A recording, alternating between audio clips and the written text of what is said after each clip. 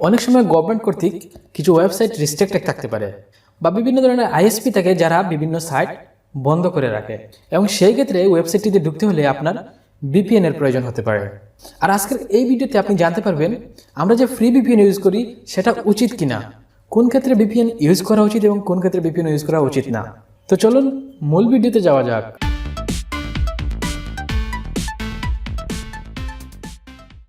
প্রথমত হলো VPN কি। ফর এক্সাম্পল, আপনি আমার যে ভিডিওটি দেখতেছেন এই ভিডিওটি হয়তো USA বা UK এর কোনো একটা সার্ভারে জমা আছে এবং আপনি সেখান থেকে ভিডিওটি দেখতে পারতেছেন। এখন কথা হলো আপনি কিভাবে ভিডিওটি দেখতেছেন।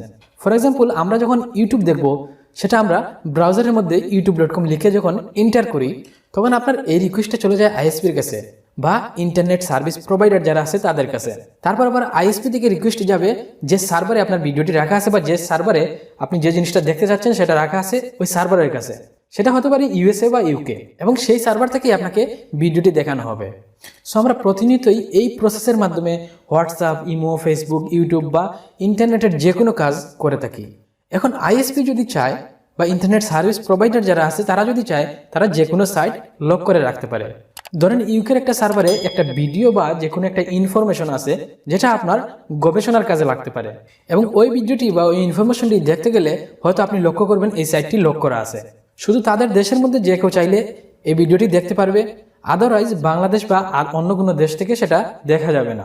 ঠিক সেই ক্ষেত্রে প্রয়োজন হতে পারে আপনার VPN এর, অথবা হতে পারে নিজেকে সিকিউর করার জন্য হতে পারে আপনি অনলাইনে কারো কাছে মানি ট্রানজাকশন করতেছেন। অনলাইন ব্যাংকিং এরও অনেক কাজে আপনাকে হেল্প করতে পারে VPN এবং VPN মানে হচ্ছে ভার্চুয়াল প্রাইভেট নেটওয়ার্ক। তাই অনেকেই মনে করেন VPN মানে প্রাইভেট নেটওয়ার্ক, সেহেতু VPN অন করে আপনি ইলিগেল কোনো কাজ করলেও কেউ দেখতে পারবে না বা আপনাকে কেউ ধরতে পারবে না। এই চিন্তাটা সম্পূর্ণ ভুল।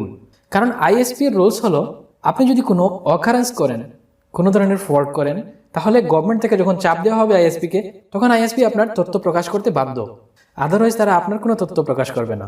এছাড়া আপনি যখন বিভিন্ন স্থানে ফ্রি ওয়াইফাই ইউজ করবেন, হতে পারে সেটা কলেজ, ইউনিভার্সিটি বা যে কোনো স্টেশনে, এখন কথা হলো যারা ফ্রি ওয়াইফাই আপনাকে প্রোভাইড করতেছে তারা চাইলে আপনার উপরে নজরদারি করতে পারে, কারণ তারা আপনাকে ফ্রি ওয়াইফাইটি প্রোভাইড করতেছে।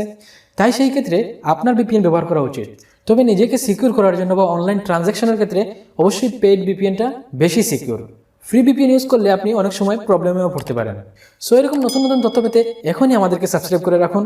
ভিডিওটি ভালো লাগলে অবশ্যই লাইক দিবেন এবং আপনি চাইলে আমাদের ভিডিওটি শেয়ার করে আমাদের ফ্যামিলির একজন হয়ে যেতে পারেন। কথা হবে পরবর্তী কোনো ভিডিওতে। সেই পর্যন্ত সুস্থ থাকুন, ভালো থাকুন। আল্লাহ হাফেজ, আসসালামু আলাইকুম।